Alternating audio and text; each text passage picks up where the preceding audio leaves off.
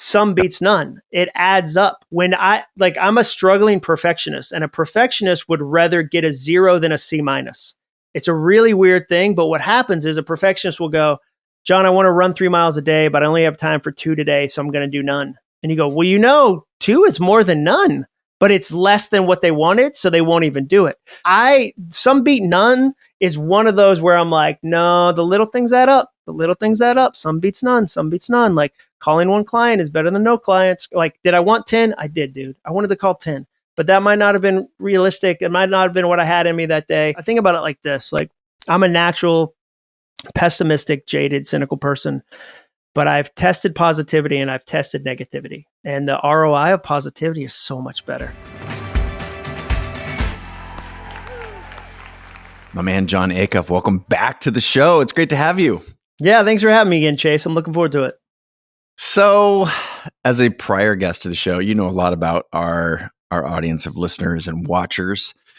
We identify as creators, as entrepreneurs, as creative curious, a lot of orientation around human performance. And you have been operating in this space for a long time. I'll just do a little recap of a little bit of our backstory as soon as you're done talking in just a second here. But for the handful of folks who might not be familiar with you or your work, because you are one of the most prolific creators that I know, one of the world's best speakers. I've seen you speak personally. I've seen hundreds and hundreds of keynotes, and yours is in the top 5 I've ever seen. Oh, thanks, man. But in your own words, how would you or could you orient yourself in time, space, the work that you focus on for our listeners? Yeah, so I get to do 2 things all year. I write books, and then I go talk to people about the books. And the simplest level, that's what I do. I'm really curious about goals because learning how to apply goals and enjoy goals changed my own life. And so the reason I'm prolific is I feel this sense of urgency. It took me to my mid 30s to figure out some of this stuff, some in my mid 40s to figure out this stuff. And if I can package it in a way that saves you some time, that's super fun.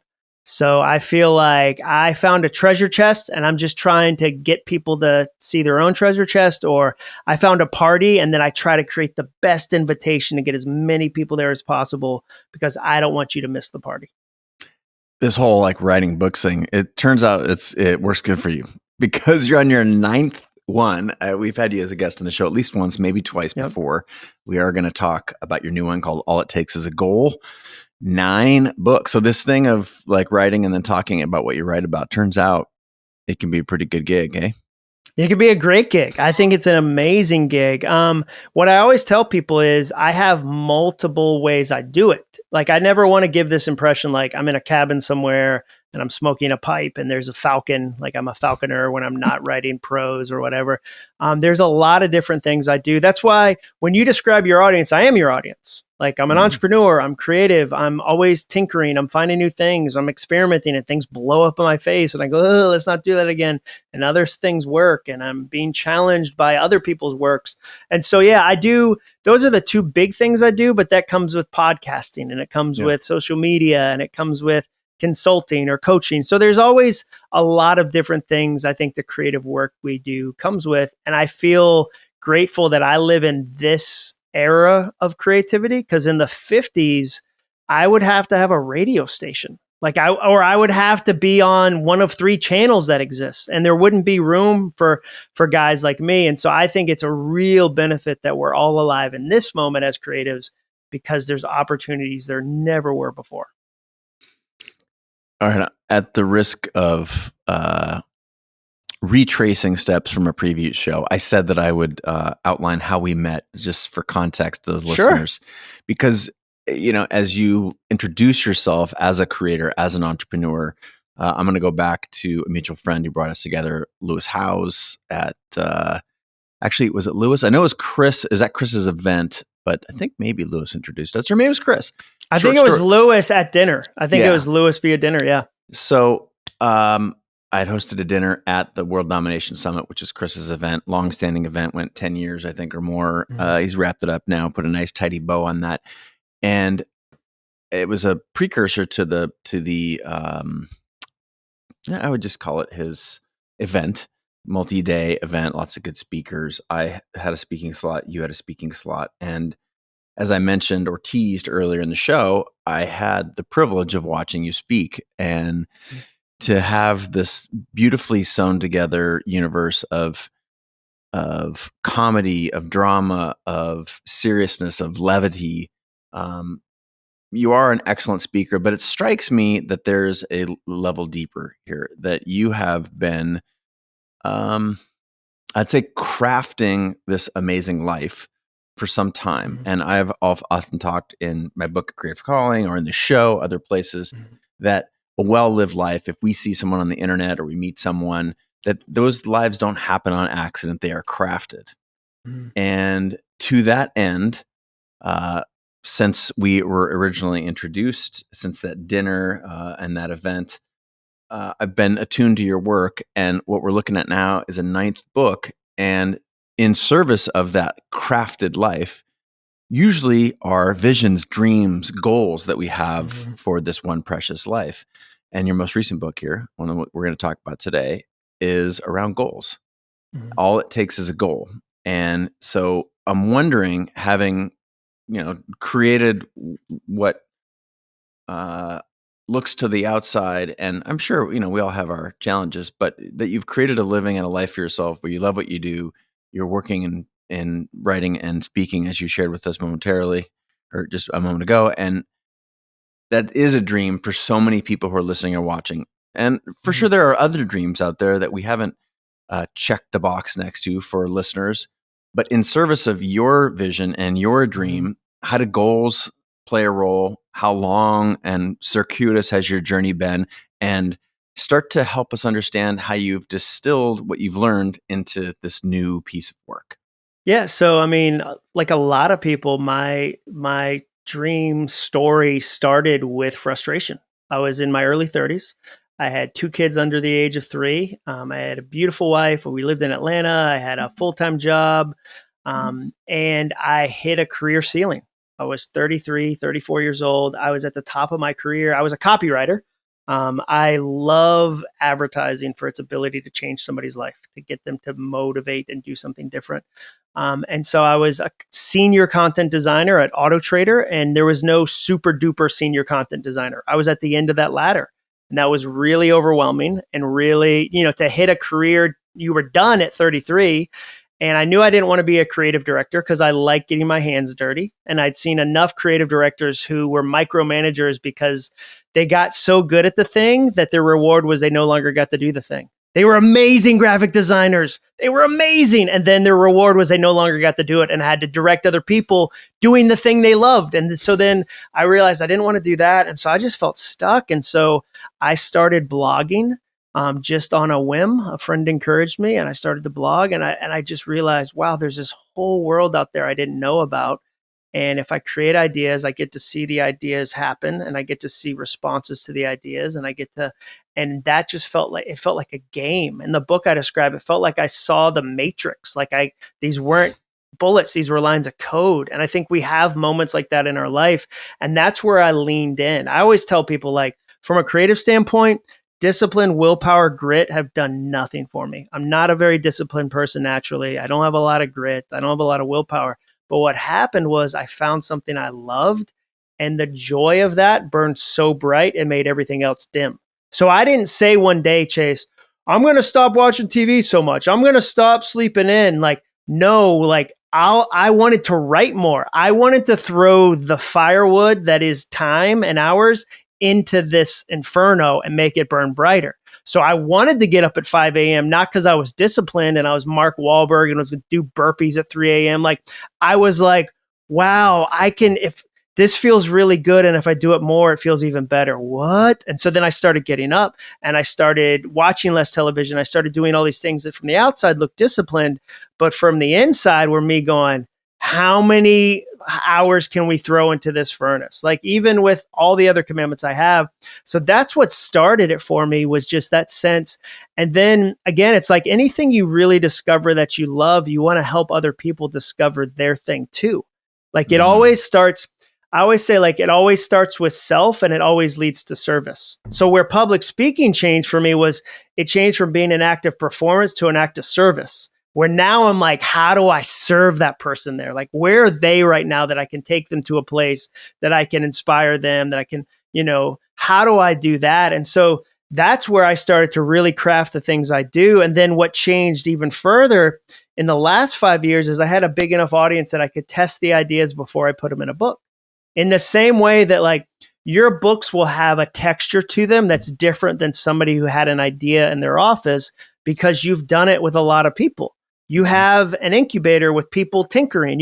So for me, like with this book, one of the things I'm proudest of is there's 40 real people in it. Mm-hmm. So it's not that Jon Acuff had a Jon Acuff sized idea in this office and then said, I hope this is helpful. I taught these ideas to 1,000 people. And you get to hear somebody like, I'm 47, like, God forbid I write another kind of memoir, kind of like at 47, you don't need a 9th version of like, here's another chapter of Jon Acuff's life. Like there's elements definitely, but like, I want other people in there so that when readers read it, that person sees themselves. So like one of my favorite people in the book, Susan Robertson, got her degree in the car writer pickup line. She would watch videos of professors. She would do homework in the car rider pickup line, picking up her kids from school. So now I know another mom somewhere in a state I maybe have never been to is going to read that and go, I could do that. I could do that. So that's where like it just changes it and it becomes really fun. And so when I speak, I'm thinking about that. You're right. I'm trying to go, how do I use humor? How do I use a story? How do I put a handle on this? Also trying to give people like, I write with this sense of what do I do with this on a Tuesday? What do I do with this on a Tuesday? So like, I don't like books that I read and they go, you got to have an abundance mindset. And I go, agreed, but how? What do I do with that on a Tuesday? I think about that reader or that person sitting in the audience and go, they have a real Tuesday they're going back to. And it's challenging and it's got stuff in it. And like, I think about this guy that I talked to the other day that said, this influencer said, I need to start every morning reading 90 minutes of a book, but I have a 2-year-old and a 4-year-old and I can't come downstairs at 5:45 a.m. and be like, hey kids, pipe down. Dad's trying to read some Socrates for 90 minutes. So like, I'm always trying to temper the things I encourage people with the practicality of the person that's sitting at home, because then they can actually do it. And then they feel encouraged and then it gets to blossom. And that's kind of how I think about things. That was a long answer. No, it's the right kind of answer though. And I think the practicality is one of the things that I appreciate in your work and our listeners will as well. And so in order to get into a little bit deeper into this goal material that I'm fascinated by, I've long been a goal setter. And depending on who you talk to, goals are great or goals are evil. And what I generally find is goals are incredibly valuable if they are the right goals. And if you have the ability to understand what you really want in this world. That's step one. Step two then is, as you said, going from the couch to the goal. How do you fit these goals into your lifestyle when you have to, take care of the kids in the morning and you've got a real job because you're trying to transition from one thing to another. So I want to start there. And my understanding, from the book is that you've done a bunch of research. You had a big study and it provided some really insightful and maybe even scary stats that you lay out early in the book. Yeah. So the way I write books is I find a challenge in my own life that is worth solving, or like I find a question that's haunting me. And then I work on it. And then I see if other people have the same challenge. Because then if they do, now it's worth spending a few years turning it into a thing. So I had a personal moment where we took our oldest daughter to college to do a college tour. And it was the college I attended. And I was standing there next to my wife, Jenny, who you've met when we were out there in Portland. Amazing woman. Yep. And she looked to me and said, wasn't college amazing? And I was having the opposite experience. I was looking at just the train wreck of my 4 years there. Like I was just a mess. I got rejected from every fraternity because I was such a jerk. I almost lost my scholarships multiple times. I was a mess in college. And I drove home from that moment with this real sense of regret. And because I had just written the book Soundtracks about mindset, I knew that I had options with my mindset, like that I could choose. Like, was it true that I had not made the most of college? It was. Was it helpful for that to become the soundtrack I listened to again and again and again? No. Was it kind to myself? No. So I had this moment where I said, okay, those were 4 years, but I might live 40 more years. What can I do going forward? Is there a way to change this? And then I said, do other people feel the same way? Like, is it just me? And so that's where we did the study, and we asked 3,000 people, do you think you're living up to your potential? And 96% said no. And then the second stat that got us was that 50% of them said 50% of themselves is untapped. And the metaphor that helped me understand that was thinking about, imagine if you walked down at Christmas or Hanukkah or whatever faith tradition you have and only opened half of your presents. Like 50% of them you didn't open. And there were friends and family members, maybe even coworkers going, hey, those presents are yours. And for whatever reason you pulled back, like how unfulfilling would that life feel? So then I was like, oh, okay, now I need to invest. Like, how do you actually like tap into this fuzzy topic called potential? Because we've heard about that word forever, but I want to make it actionable. And I'll give you an example of that. So one day I'm like, you know what? I want to be a better friend. I want to figure out, like, I want deeper relationships. Like, I work from home, and I remember, like, a sure sign that you're lonely is when you overtalk the UPS guy. Where, like, he's like, hey, I just want to leave the box here. And you're like, how are the kids? How's Pam? Like, and you're like, okay, I need to get out more. I need more relationships. So I say, I want to be a better friend. It's too vague. It's too fuzzy. So then I go, how can I make this practical? How can I make it actionable? And I make it actionable by saying, I'm going to encourage one person every day for a month. 30 different people, I'm going to encourage them. I make a list of friends ahead of time because I don't want to be stuck on a Thursday morning going, who. I make a list and then I send them a text message. I'm not doing like a letter. It's not complicated. I text them. I texted Jeremy Cowart, one of our mutual friends. And I would say, man, yep. I was thinking about creativity the other day. And anytime I think of somebody really creative, you're who comes to mind, man. It's so fun to watch you create art, man. And I do that for 30 days and not a single person goes, this is the worst time for you to tell me that. Most of them say, you have no idea how much I needed that today. And I, in the process, get to be a better friend.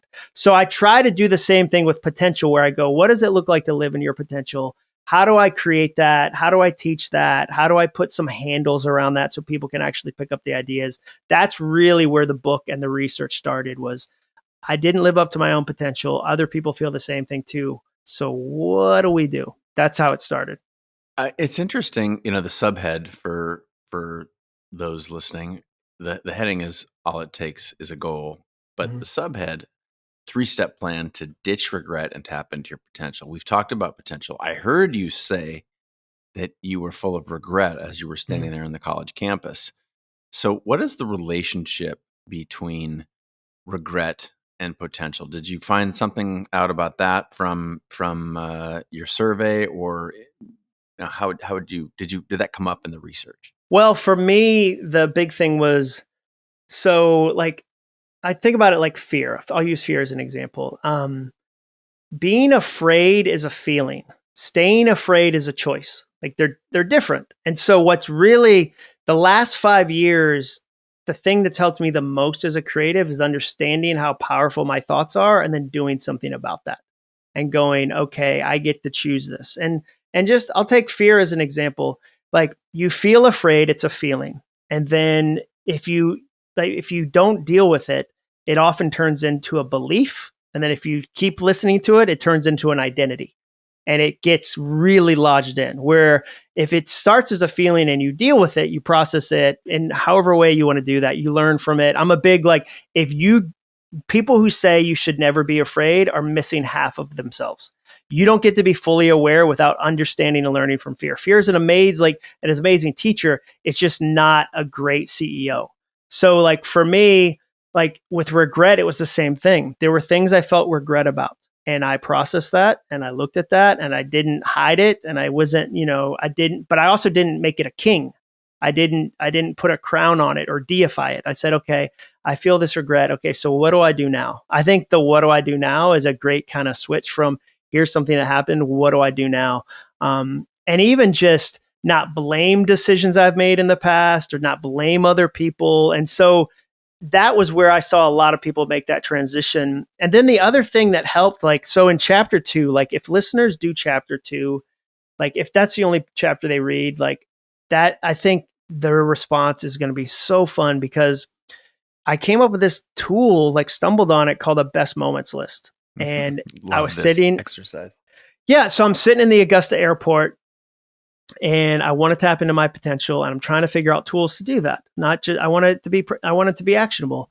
And so I write best moments on a piece of paper and I just give my head and my heart the permission to Google the best moments I've experienced in the last 5 years, 10 years, 20 years with no limitations. So like the only rule is everything counts. You fire the bouncer. There's no, I don't know if this is a real best moment. So I write small things down, like my favorite sushi restaurant, or big things down, like hitting the New York Times list, or, medium-sized things like, the way a new car smells, or a favorite dog in the neighborhood. You have a dog. There's a dog named Scout that I always end my run right near where he stands up on the fence to get pet. Like that's a small best moment for me. So what happened doing that, like it changed my life. And the reason why it felt so counterintuitive, I figured out later, is that it's the opposite of most of what we're taught. I love counseling. I'm going to my counselor next week. I love counseling. Dudes that don't love counseling always go, I mean, my performance coach. They go, oh yeah, performance coach, like Steph Curry. I get it. Yeah. Like, so fine, call it what you want. It's my counselor. But a lot of counseling situations focus on your trauma and your sadness. Like we culturally are addicted to trauma and sadness. For every 100 scientific papers written on sadness, there's only one on joy. Like in every small group I've been in as a married couple, when we tell our stories, there's this big like, oh, here's the worst things that happened to us in our marriages. I was in a men's group where we drew a trauma egg, where we drew a physical photo of all the traumatic things that have happened. I've never once had somebody say, hey, you can learn a lot from your joy. So let's make a list of all the things that really light you up. And so I did this and it started like, number one, you learn gratitude. Makes you instantly grateful. Number 2, you learn self-awareness because you start to, like, if you tell your head and your heart, find things from my past that make me happy, they automatically start looking in your present. Like my definition of being present is learning to be nostalgic about the moment you're still in. So not a week later, not a year later, in the moment you go, I'm nostalgic and I'm still in the moment. Like that's a really fun way to be present. And then what happens, Chase, is everyone automatically goes, I want more of this. I want more of this. Instead of going, find a 20-year vision, like that cripples me. I'm a goal guy. I'm a self-help guy, whatever. But when somebody goes, what's your 10-year plan? What's your life plan? Like, oh, it cripples me. But when you make a real list of things, you automatically go, I want more of this. And then I taught this to hundreds of people and they were always surprised what they put down on their list. And I tell them, write down 30, just 30. And they'd write down 300 and they'd go, hey, this is changing. And it gives you this path forward that's really fun. So for me as a creative, like that was game changing. And that's why I'm excited about the book, because I feel like I'm shepherding this idea. Like that's like, and it's counterintuitive to so many other things that people talk about when they talk about goals. Because people say, don't look back, you're not going that direction. Oh, don't learn? Like I'm 47. I have a lot of things to learn. Like, oh man, like don't look back. I'm not going that direction. I'm like, no, the past can inform your present, which prepares your future. And and you talk about redeeming your past. Oh, dude, come on. Well, let's use me as a guinea pig. So pretend, coach me through the lens of your book. That chapter 2, doing this exercise, it was very valuable, as you mentioned, for gratitude. One of the things that has been very effective for me as life gets busy and, careers happen and we set goals and we've got to, take the kids to school, or we've got to, prepare the presentation for our boss or get ready for the work trip or whatever, is that we just get so wrapped up and we forget to look for ways to infuse joy. And I read a book from a friend. I met this friend through Tim Ferriss. His name is Charlie Hone. He wrote a book called Play It Away. And it essentially was look at those joyful moments in your past. And if nothing else, as a mechanism for relieving anxiety. In Charlie's case, he used the example of, I went and bought 50 baseballs and a bat and just stand in a park and a buddy would, pitch me baseballs and we'd hit them all over and then we would trade rolls. and we go pick up all the baseballs and get back with our day. And it was like a 45-minute exercise, 20 minutes for him, 20 minutes for me, changed his life. So when I'm looking at, this list, and people say you don't look backwards, and this is what reminded me of that when you said that, don't look backwards. I can't help but try to connect the dots from when I've been the happiest. Like, who am I around? What activities am I doing? Where am I? What is my mindset? What is my physical status? So was it born out of your experience in those moments that you found this to be so powerful and such a key aspect of, setting a future for yourself? Was it something else? How did you unlock this? No, so I ended up with more than 170 things on my list, and I started to go it turned on my eyes for my current life, and I started to go, wow, this isn't just about the past. This is also about my present, and I think this is going to help me with the future. So how do I? So I started to the best ideas I get to put in books are lived ideas, and I live them with other people as they live them too, and then I put them in the book. By the time the idea is in a book, I'm not guessing if it's helpful. I already know it's helpful because so many people have poked holes in it. We've both read books where we go, that's technically true, but they didn't do that. That's technically true, but no one's done that. That's technically true, but it's not really going to be helpful. So for me, that's where I feel like there's a texture to it. But so it happened for me, but then I would teach it and somebody would go, man, today I watched my son get off the bus and he took the long way into our driveway because there was a puddle he wanted to go through. And I wrote that down as a best moment because I saw him do that. And I saw it because I was looking for best moments. And I told my brain, hey, find things that light me up. And that lit me up. And I wrote it on my list. And I'm not for me, a soundtrack is fear comes free, hope takes work. You never have to go look for fear. It'll find you, like in the grocery store. But hope, positivity, they take a little bit of work. And when you have a list and it gives you this exercise, that's where you start to notice that stuff. So I just started to see it in my own life. And then I just started to notice that so many things on the list I had stopped doing. And you go, because life got busy, because I chased some sort of success that I really didn't even want anyway. Because I, was distracted because of a million different things. And so then when I started to say, okay, no, I put a lot of these types of things on the list. Why did I stop doing them? And what if I started doing them again? And then the thing that shifted it for me was I started to say, can I categorize the list? Are there patterns in here that I'm missing? So that I love to take big, complex things and simplify them so that I can actually use them. And when I started to work that, I realized every one of the items in my list fit one of four categories. It was either an experience, it was an accomplishment, it was a relationship, or it was an object. So experience, accomplishment, relationship, object. And the way I distinguish them as an example would be if you go hiking and you go alone and you love, you get to see a vista and it's amazing, that's an experience. If you go with a friend who's going through a divorce and you get to really lean into them and be kind to them, that's a relationship moment.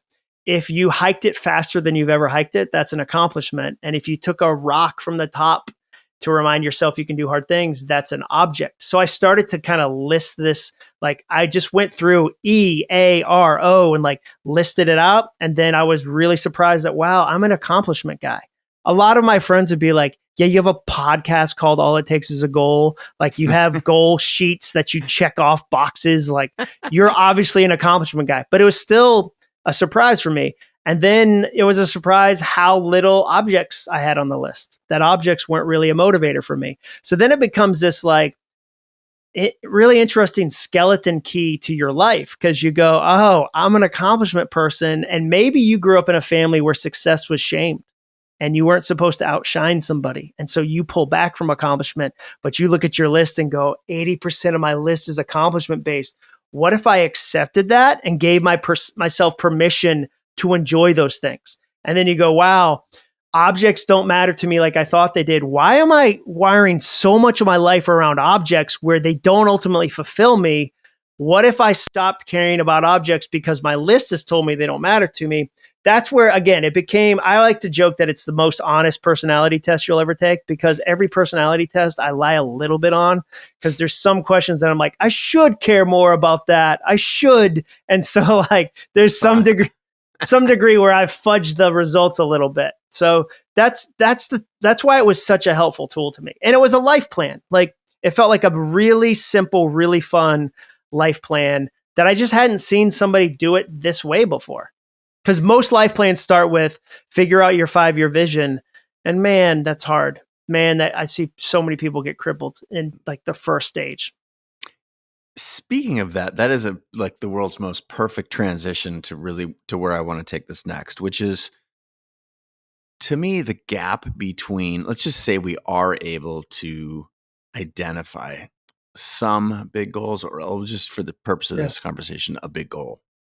And that itself, in itself, you've already then overcome all these, the hurdles in order to know yourself enough. And let's say you navigate that and are saying, you know what would really light me up?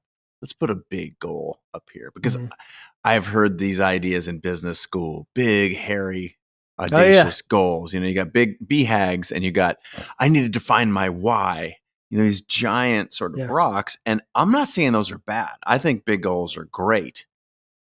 But where I stumbled, I think before I really started getting into the art and science that is, goal setting, and having learned a bunch from you and a couple of others, like around habits, for example, when I see people, when I first experienced it myself, and when I see others, the big stumble is a huge goal, don't know how to get from where I'm at right now to something larger. So you've got this concept of micro actions, and I'm hoping you can share a little bit about that for our listeners. Yeah. So let me give some people a little bit of freedom around that topic, especially the entrepreneurs. So everybody right now, entrepreneur-wise, is addicted to like niche. You got to know your niche. You got to have your niche. You got to do your niche. Like before you start, you got to have micro niche, whatever. I think that's really helpful in the middle. I don't think it's helpful at the beginning. And the reason why is that be like saying to somebody, you've never tasted food. What's your favorite food? What's the food you want to focus on? And you go, but I've never had a single ingredient. Can I sample some foods? Or like, no. Is it sushi? I don't know what that is. Is it Italian? I don't know what that is. Is it Mexican? I don't know what that is. So for me, that's one of those hurdles we put up. We go, you got to know whether you want to sell roses on, in this market, this type of rose to this type, like, oh my gosh, like it's taken me 10 years to know goals is the word I really want to sit on for a long time. It's taken me a long time. So when it comes to big goals and micro actions, I like to think about it like this.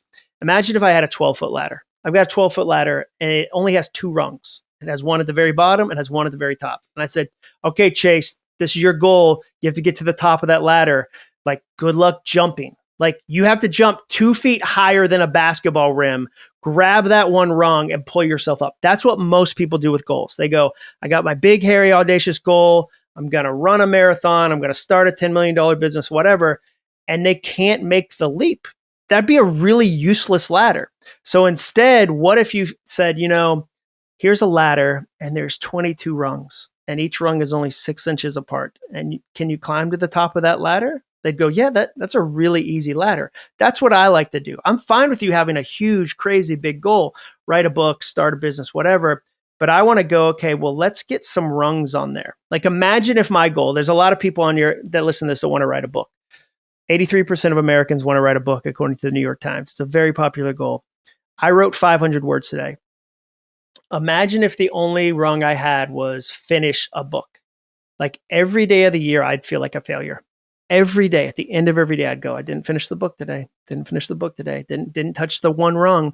But instead, I have a year's worth of tiny micro actions. So one day it's figure out the subtitle. Another day it's call the publisher. Another day and so every day I'm climbing this ladder and every day I'm making progress. I look up and I've got a whole book done and I've actually made progress and I actually feel good about it. And I actually have accomplished it. That's what I try to help people with. So a lot of what I do is I go, okay, here's where you want to end up. Here's where you are right now. How can we add a lot of rungs to that ladder so you get to make joyful, sustainable progress step by step by step by step? And you don't have to have them all mapped out right now. You really don't. Like, I didn't know I'd be doing this 10 years ago. When I started a blog that was mostly just about being sarcastic, I didn't see this. I really didn't. Like, when I saw you at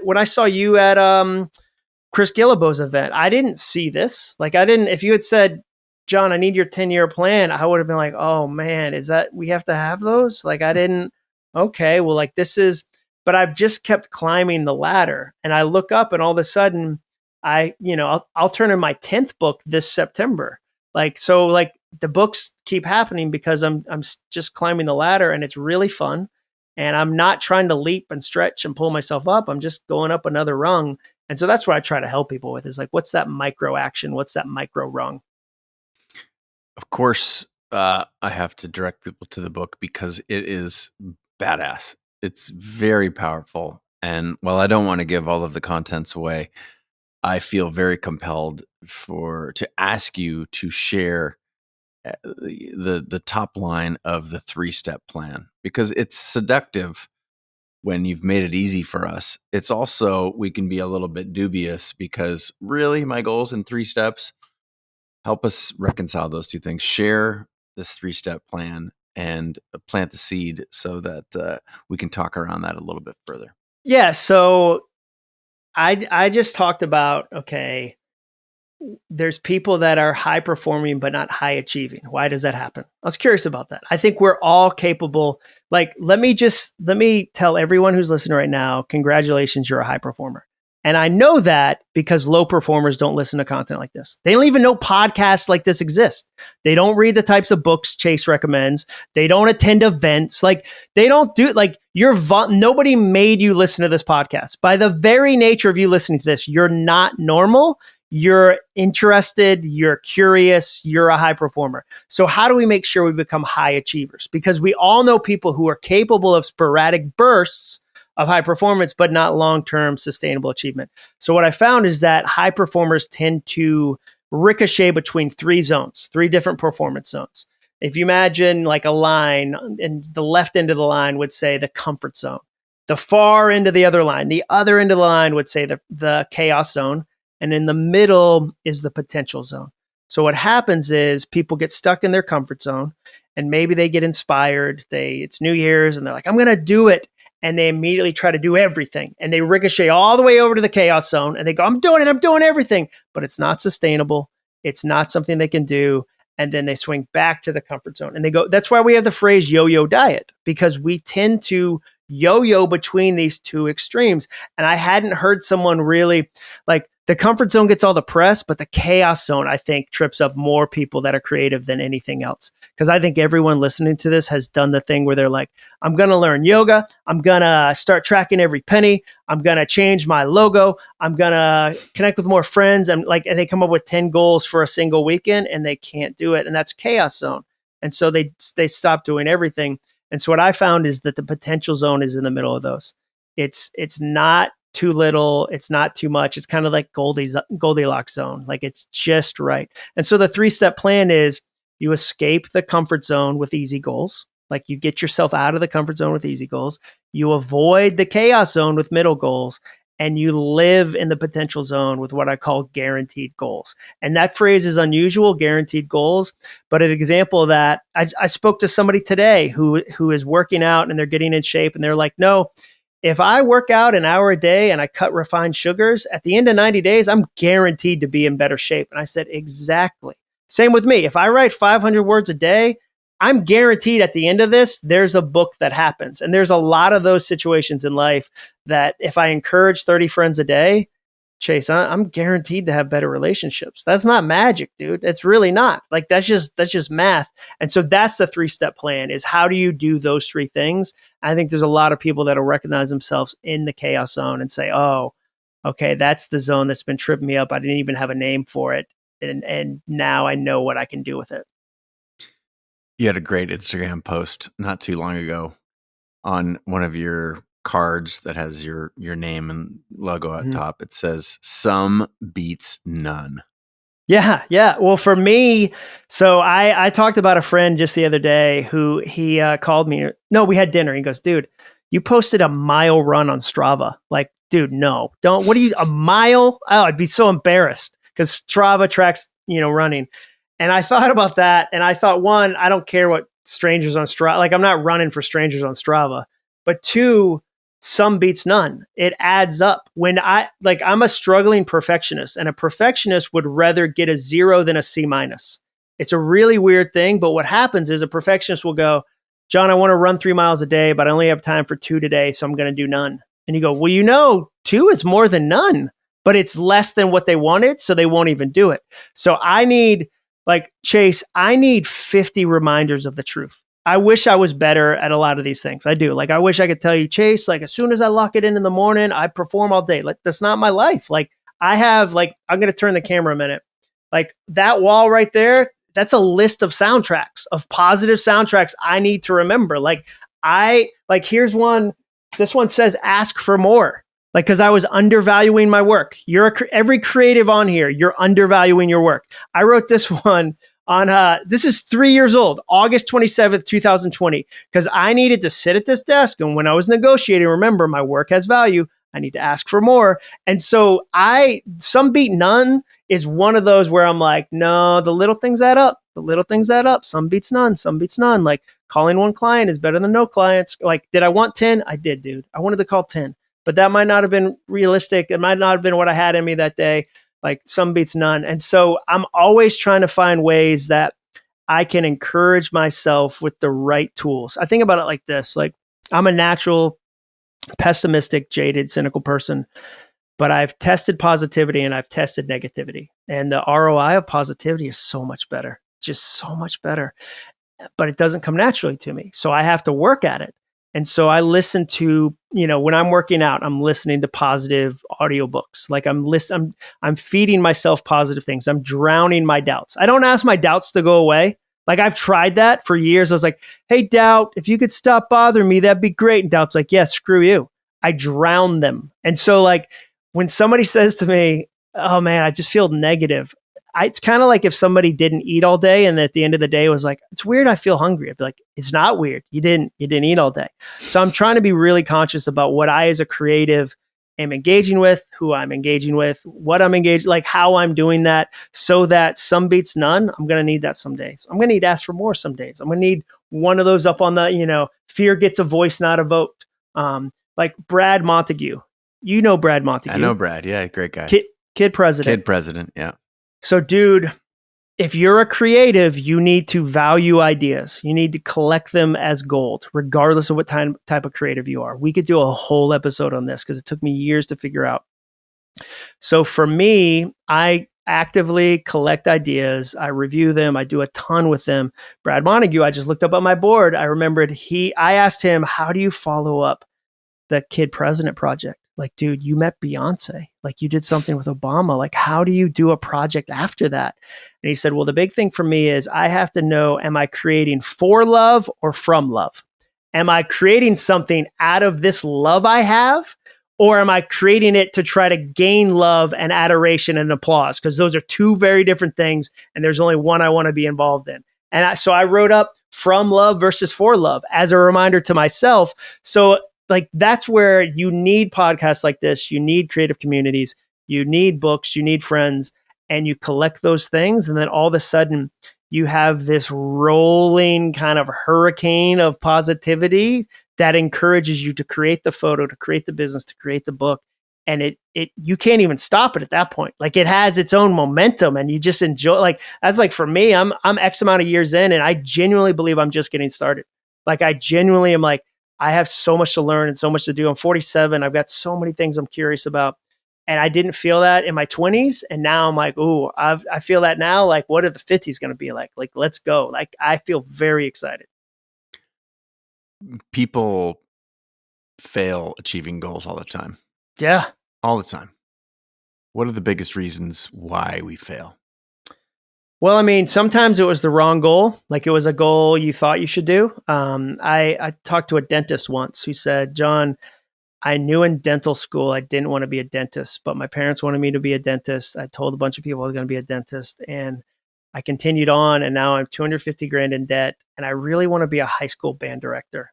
But the only way to get out of the debt is to keep being a dentist. So sometimes you've inherited a goal that you think you should do, and it was the wrong, like it was like wearing your dad's suit coat to the 8th grade dance. Like it didn't fit. And so sometimes it's you've got the wrong goal from the get-go. Sometimes you gave up on the results too soon. I always tell people, like, I know exactly how long your goal is going to take. And people say, what? And I'll say, longer than you want. I still haven't met someone who said, yeah, the book like it was so easy. I had no idea, like the business was just like all of a sudden, like money showed up and it was so like, it's going to take longer. So sometimes we give up on the results before. Sometimes we don't have enough community. You're supposed to dream and build in community. You need other people. Sometimes we haven't curated enough motivation. We thought we'd stay as motivated as we were the whole way. And we don't know that motivation is a skill and you have to practice it and you have to grow it. You have to nurture it. Sometimes it's we've exposed a fragile goal too soon to too many people. Like I don't share goals I'm working on until they're muscular. Like I don't bring these fragile baby goals out to the internet, like throw them to the wolves. Like forget it, dude. It's too fragile. Like, no, I need this to get so like this needs to be in fighting shape before I share it. I'll share it with friends, people I trust, safe people, etc. But I'm not sharing it to the general public until it's able to stand up on its own. So sometimes you shared it too soon, you got negative feedback, it couldn't support itself. So I think there's a million. And then sometimes we get distracted by other goals. Nothing looks like sometimes we get addicted to the start and we ignore the middle. So what happens is the start is fun, dude. There's excitement, all the stuff. We get into the middle. The middle's not fun. And another start comes up. Is like, hey, would you like to start? You want to start again? How you doing? Yeah. And you're like, yeah. And then you look at your like gnarly middle goal and you're like, ugh, this other one looks real nice. And then like you jump to that and you just end up jumping. And you never build up any momentum. And then the last thing I'd say is sometimes our goals are divorced from our calendar. Like I feel like time is the only honest metric. So sometimes the problem I run into with people is they'll go, John, I got these 10 goals. I go, that's amazing. And I go, how much time would those cost? They go, I have no idea. I go, how much time do you have available this week? No idea. So then we'll do an exercise. We'll do what I call like a time gap analysis. And they'll have 2 hours of free time in their week. And they'll have 10 goals that would require 40 hours of free time. And I'll go like that's not going to work. So like, let's figure out how we could make it work. And then they feel like they're a failure because they haven't looked at the numbers. They feel like something's wrong with them. I'm not getting all this done. Where if they did the numbers, they'd go, oh, dang, that's what I did with my blog. I realized I wanted to blog more than the hours I had. So I had to get up earlier. Like, that's not fun. Like I don't like that was not enjoyable to me, but the payoff was worth it. And once I knew that I needed more hours, that's when I started to do it. So I think there's a lot of I have plenty of goals that fail. The other thing is like, I think about them as an experiment. So it's not like one of the soundtracks I say is it'll be a success or a story. It'll either win or I'll get a story that eventually will help other people. So when I tell a story about my ad agency just failing in every way possible, like it was super embarrassing at the time. It was super hard. Now, though, I can share that story and other people go, oh, man. Or like one of my number one posts I've ever shared is a picture of me alone in a room with like 50 chairs sitting by a trash can. And it was a meetup that was like my first meetup I ever threw. And I thought so many people were going to come. And I printed my own shirt for it. I had like giveaways and 2 people in 90 minutes came. And one was a friend who just came to be like, dude, it'll be all right. And like, even in that moment, though, I had a friend take that photo and I was like, I'm going to need this photo later to remind myself, to encourage myself, but also to say to everybody who hopefully in 15 years sees me write a 9th book and thinks, oh man, he just churns out books, it's all gravy. Like, no, dude, like, and you're still going to have those. Yeah. Like Chase, we still have awkward moments, like plenty of them where you go, dude, that people are like, how do you stay humble? I'm like, oh, life finds ways. Don't worry. Like life finds plenty of ways. So with failure, eventually I'm able to share it as a story, not initially. Like I don't want you to get this like, man, some of this failures sting and it's hard. And I go talk to a counselor about it and I have to It takes years to heal from some of them. Like, so it's not instant. I'm not saying that, but I think eventually there is a story that I can help other people with. Success or a story? Was that Yeah, it'll be a success or a story. Okay. Yeah, success or and sometimes it's a story, and it takes me a little while to see it, and I go, okay, well, it looks like I'm going to be sharing this one. Like, this didn't, like, dude. Okay, here's an example. This one for creatives, this is helpful. I had a book called Do Over, which you and I think we talked about at some point. It was my first book with Penguin. Like, this was like a New York publisher. Like, it was a dream. It was a dream, dude. And I love the phrase do over. I fought for that title. I came up with that title. I championed that title. And it was the wrong title. Like, and I didn't know until after the book came out. Because what happened was I saw do over as positive, as rise from the ashes, as you can do it. And the general reader who didn't know me saw it as, so you failed and have to read a book about being a failure. And no one wants to pick up that book. No one wants to give that book to someone else, by the way. You think a wife wants to give her husband a book that says, hey, this book's about failures. Here you go. Why don't you read that? Put it on your nightstand. Like, dude, I personally did damage to that book's sales with that title. That was an expensive lesson and a humbling lesson for me to learn. We changed the subtitle. On the paperback, we were like, maybe the subtitle will fix it. That 100% me. The publisher did an amazing job on that book. The title didn't work. But that was humbling. And like Finish came out after and sold 3 times the amount with like a lot less marketing. Because I had the right title. The subtitle of Finish was initially Stop Making Perfect the Enemy of Done. And we were like, stop, enemy too negative. We changed the subtitle to Give Yourself the Gift of Done. And that changed that book's sales. Like, that Finish sold so much better because what I've realized is you make the promise on the cover, you fix the problem on the inside. You make the promise and there's exceptions, obviously, but that was not a fun moment. That was a story. I didn't succeed in that. I didn't.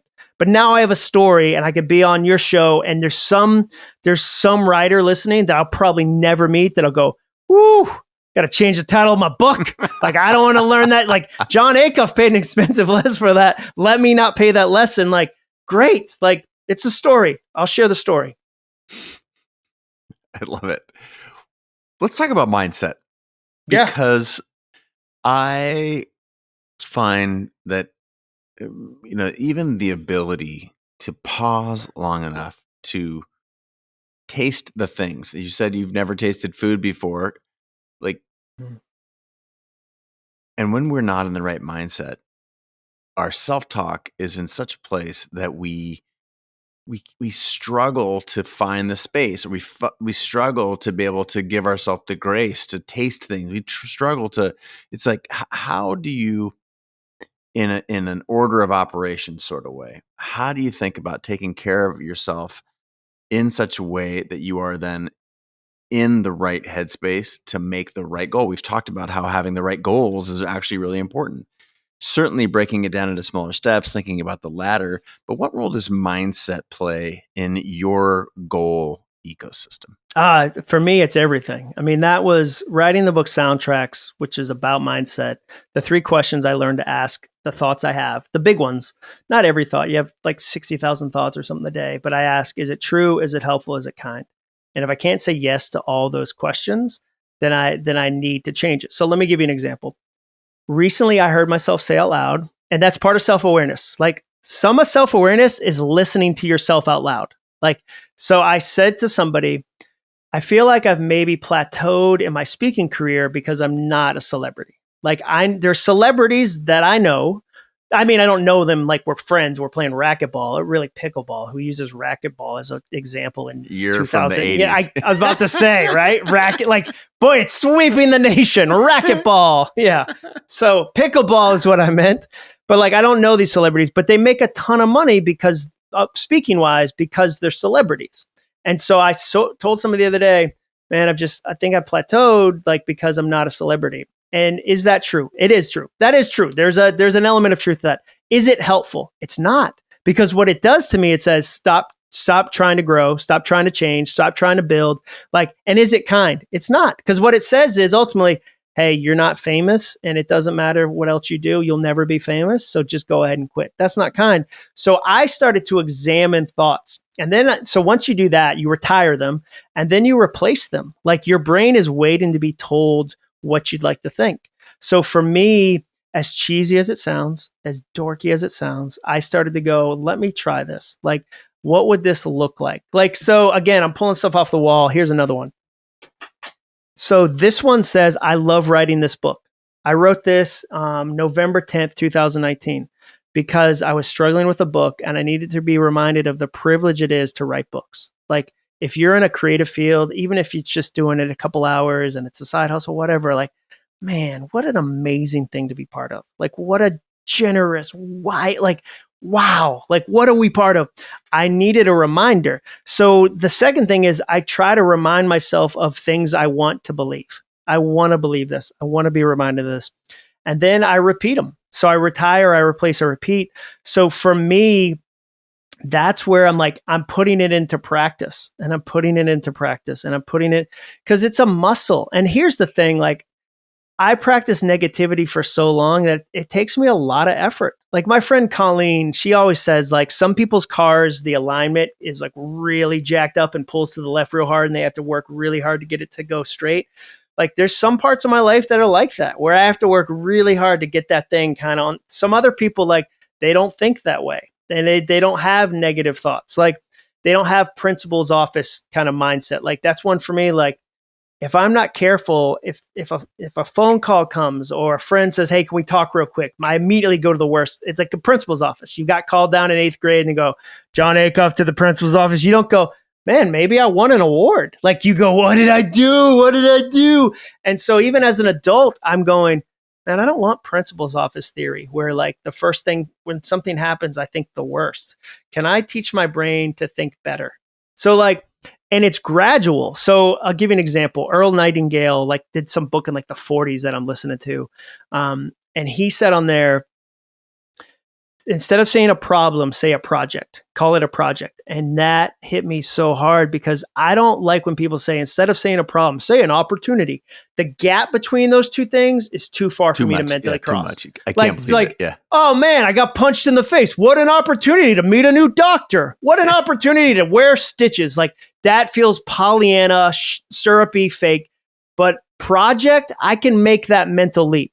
Eventually, like when I get a problem and go, okay, I know how to do projects. Okay, cool. Let me do some projects. So that's where I'm learning those things and I'm repeating them and I'm leaning into them. And then the other thing is that, Chase, you know this because you've done stuff too. When you're a creative and you start to create, you start to get some results, and results are really powerful if you'll let them be reminders. Let every result be a reminder. That's why a best moment list is really helpful too. It's a list of reminders. We don't remember the things we've accomplished, often because we're driven, we're go-getters, like we've moved on by the time the dust hasn't even cleared. So for me, like imposter syndrome, every creative feels imposter syndrome at some point. There's things I feel it on in my life, but it's getting harder for me to feel it about writing because when imposter syndrome goes, dude, you're not a real writer. I go, oh, it's so weird because I feel like there's like 9 books on the shelf that say Jon Acuff. And like, this one's from Romania. Like this, like it's in 20 languages. Like what? I feel like I'm not an imposter. I am a real writer because I have a stack of results. So that's the other thing is like, this is not my original idea. People have said this for centuries, probably. Your thoughts turn into actions, your actions turn into results. And it becomes this virtuous circle where like you just keep doing it and keep doing it and keep doing it. And you go, man, it works. Like it, and you listen to the words you're saying. And so 5 years ago, Chase, I wouldn't have noticed that I told somebody that only celebrities make a certain amount of money speaking. I wouldn't have noticed that because I wasn't paying attention to my thoughts. I didn't know my thoughts mattered. I didn't know my words mattered. So in the last half decade, I've learned they matter. And so now I'm like, okay, well, if they matter, oh, I noticed that one. Let's workshop that one a little bit. Let's pull the thread. What's really going on there? Why do I think that? What is that costing me to think that? And what would I like to think instead? Like, what if instead I thought, ooh, I love a challenge. My content, my delivery is going to be so excellent. I'm able to leap the celebrity level. I'm going to go beyond the celebrity level because I figure out how to do the content really well, how to do the delivery really well, or my customer service. I get so good at serving clients. Like I get so good at helping Range Rover, so good at helping Walmart. They can't wait to have me back. I don't have to wait to be famous. Like I get to circle around that. That's so much of a better attitude because I noticed the broken thought. I changed it. It changed my actions. And I think ultimately it'll change my results. I feel like I'm giving you like 9-hour answers. Like this is amazing, though. Feels very rambly to me. This is amazing. If I'm just asking questions and you're answering them, we're doing it wrong. You know this as a podcast host. I really appreciate the longer answers. And you just said circling back, and I'm thinking the thing that I want to circle back on, and I would say maybe one of the biggest impressions that the book made on me is this idea of guaranteed goals. And I have I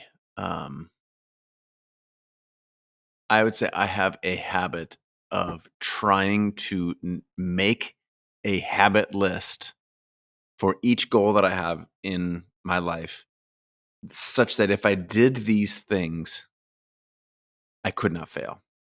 And it's difficult to make that list. And in a sense, that's what you're talking about. But I think you've got a lot more color and context on it. So you mentioned it earlier. I put a pin in it. I made a note about it here on my little notepad. And to me, this is incredibly powerful. So could you go through in a little more detail? What do you mean by guaranteed goals? Because I think that's pretty seductive. Yeah. So, I mean, you figure out things that if you put in the work, the results are just going to happen almost as if they're automatic. So part of it is picking the right goal. So for instance, sometimes people say to me, Jon, I want to hit the New York Times bestsellers list. That's my goal. And I'll say, that's an admirable desire. It's not a great goal because you don't control it. You really don't control it. Like it's a formula. They keep it very close to the vest. Like you don't necessarily control that. So a better goal would be, I want to sell X amount of copies, or I want to put this amount of activity into this. That's a better goal. Like I sometimes will tell people, I know I'm going to sell 1 million copies of my book, like at least 1 million copies of books. And I didn't come up with that goal 10 years ago. Like that would have been crazy. I'd sold 2 copies. I came up with that in the middle. What do we say? It's a ladder. So I'm in the middle of the ladder and I go, dude, I think I could do this. I've never had a runaway hit. I've never had like, a book that sold 1 million copies, a book that sold 800,000, whatever. But I know mathematically, if I sell roughly X amount of copies every book that comes out and I stay faithful to the craft of writing, it'll be impossible for me not to sell 1 million books. Like that's going to happen because I know that I'm going to keep writing. I'm going to keep doing these. So part of it is picking the right thing you're measuring, picking the right thing you actually control. I give the example in the book of Bose. When I worked at Bose, we had a 12-month to 18-month kind of process for releasing a new product. We were guaranteed a new product at the end of that process. Now, we didn't say we guarantee this will become the best-selling speaker of all time. You don't control that. You control, your part of it. So a big part of it is saying, okay, which of these things do I control? Which of these things can I actually measure? Which of these things do I have some evidence? And you don't start with a guaranteed goal. Like you're learning the entire ladder. Like by the time you get up to that middle, you're already so much smarter. I always tell people, like, especially like your September self is smarter than your January self. Like when people make their like, it's funny, we make these big goals in January with the least amount of information we have about the year. And we feel like we can't change them. We give college students the permission to change their majors, but as adults, we remove that permission from ourselves. So what if you said, okay, I'm going to try some easy goals and I'm going to learn. I'm going to try some middle goals. I'm going to keep learning. By the time you get up towards the top of the ladder, you can put together a guaranteed goal. I would never tell you the first thing you should start with is you've got to figure out a perfect guaranteed goal. But I would definitely tell you, oh man, I can see where this is headed. You can see where this is headed. Like you got a little bit of goal momentum. Like let's get a guaranteed goal. Let's get some really exciting metrics around this. Let's see what that looks like. Where I know that if I run 1 to 2, 3 miles every couple of days. At the end of the year, I've run 450 miles. That's not because I was extraordinary. It's because some beats none. And I'm willing to put a mile down if that's what I had time for today. And if I do that faithfully over time, like that's going to work. I always say like compounding is either a curse or a blessing. It's a curse if it's things that you weren't paying attention to that compounded in a way you didn't see coming. It's a blessing if it's things you've been deliberate about. And there's like Chase, I can look at the way you live your life and see compounding relationships. Like there have been relationships you've poured into consistently that have compounded over the years. And I can go, man, I could have seen that in 2011. We went out to dinner. You made everybody sit next to somebody they didn't know because you wanted new conversations, new relationships to spark. So now, oh my gosh, it's 12 years later. That's crazy. 12 years later that you're having these conversations and you're 14 years into this. Like, that's not a surprise to me. That's a guarantee. Like I could have guaranteed in 2011, like Chase is going to have rich, fulfilling friendships based on the things I'm seeing him do. Because and that wasn't a challenging goal for you. That was an easy goal for you to go, hey, everybody switch it up. Like Lewis, I want you sitting next to Jeremy Coward. John, I want you down at this end of the table. Like I could have guaranteed you'd have rich friendships 12 years later. And it wasn't because I was smart. It's because I was like, oh man, he's on that ladder. Cool. I know where that ladder leads. Awesome. Beautiful. It's important that for me and sharing your latest work with our listeners today, I'm going to say it again. All it takes is a goal, the 3-step plan to ditch regret and tap into your massive potential. I'm looking for a bow. And the bow that I want to put on our conversation is something that was incredibly surprising to you during your journey. Because one of the things I found is when listeners get, most people, if an episode resonates with them, they're going to listen to it a couple times. They're taking notes. This is the way that I devour podcasts. Like I will sit down and listen to podcasts, take notes, organize my notes, and say, okay, great. And I'm hoping that you can share with us. One of my favorite things is when I discovered the thing that I did not expect out of the research, out of the podcast, out of the just my preparation for the thing that I wanted to set out to do. So in this field of research, in goal setting, and in specifically your writing of this book, what surprised you the most, and what advice can you give us from this? I mean, be wary. I don't like most, best. I don't like superlative things. So just something that you did not expect to find that was just staring at you in plain sight, and you couldn't unsee it once you'd seen it. Well, I mean, for me, it probably was. There's two things I think about. One was the best moments list. I felt like that was a eureka moment of I couldn't get that into other people's hands fast enough. Like I couldn't get that because I had seen what it did to me, and I couldn't get that tool into people's hands fast enough because it was so counterintuitive. I felt like so the way I would think about your question is, what's an idea you felt like you shepherded, you didn't create? I feel like I'm shepherding that idea. Like, oh man, I get to be the shepherd of that idea. That's really fun. So that's the first thing. The second thing, and this is I had this moment reacting to some Mel Robbins content.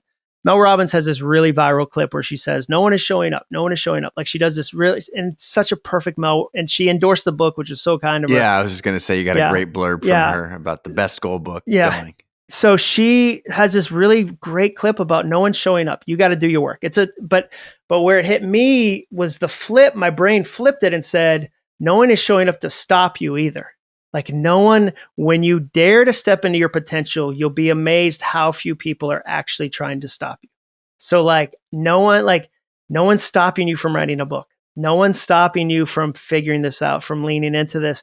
And so I had in my own life this big, massive crowd of people I thought were trying to stop me. And then when I was a little bit brave, I was like, man, nobody stopped me. And then I was like a little bit braver and I was like, yeah, nobody stopped me.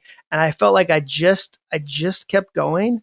And I just kept going and I just kept going. And it was like, oh man, I can actually do this. Like I can actually figure this out and I have permission to do this. So that was like something that was really simple, but for me, really, really helped. And then the third, because you only asked for one, but I love lists. I love it too. The third is that like things you put time toward get better. Everything you feed time gets better. And so when I saw time as a metric and I saw it as, again, like a piece of firewood I could throw into a furnace and the furnace got hotter and got brighter, like it really made me go, okay, where's my time going? And I'm not a big time management guy. It's not like I have like some crazy system, but it's just like I know this week I've put 9 hours into thinking. Like I've been really obsessed lately with like having space to think. And it looks like in a lot of different ways. Sometimes it's listening to something, sometimes it's reading something, sometimes it's writing. But I know I'm going to be a better thinker at the end of August because I'm going to put X amount of hours into it. So when you go, man, okay, it's not mysterious. It's just a matter of me going. And if I can, it breaks away the fear too, because if I can get somebody to set a 15-minute timer and work on the thing they're afraid of for just 15 minutes, and like it's every iPhone has the timer on it. Like if I can get you to do that, like you go, oh man, I put 50, I'm going to stack up some, I want to do some more of this. So making friends with time and taking all the fear of like, what if somebody doesn't like it? What if my parents criticize it? What if like, and it's like, oh, no. Like let's find 15 minutes. Like what would happen in 15 minutes?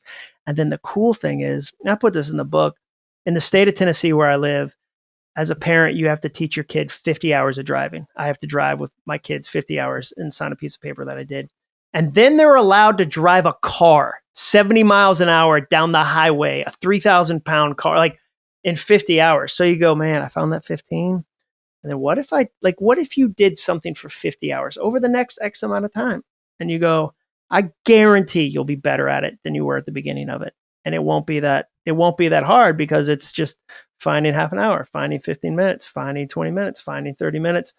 And the last, like my example of that, which I put in the book, I found 30 minutes at the beginning of every flight that I had missed for the first 46 years of my life. So I fly a bunch. You've been on a lot of planes. I one day decided, I wonder how long it takes me to take off from when I sit down in the seat to when I actually take off. And I timed like a couple dozen flights and the average was like 30 minutes. And so I realized, man, if I fly 100 times a year, I just found 50 hours. And so if I know that going ahead of time and I go, here's the book I'm going to read, here's the thing I'm going to work on, like versus just letting that time evaporate. Like I say, time is our most valuable resource, but it's also our most vulnerable. Time is our most vulnerable resource because it only knows how to flow. Time can't protect itself. So once you realize that, you're like, oh, I got to protect it. That's where, so yeah, that was, again, this is a great way to wrap up, put a bow. I was like 7 bows. That was Party City. I just party citied your bow. I love a good party, John. You know that. So I just like totally Etsy'd your bow. Like here's every bow that's ever been. But I love talking to you. I love this topic. And I feel like your audience is my people. Your people are the people I'm trying to be. So it's fun to talk. Hey, if you are out there listening to this show and you are one of the 4% of people who believe that they're living up to their potential, you can hang up now. You can go home.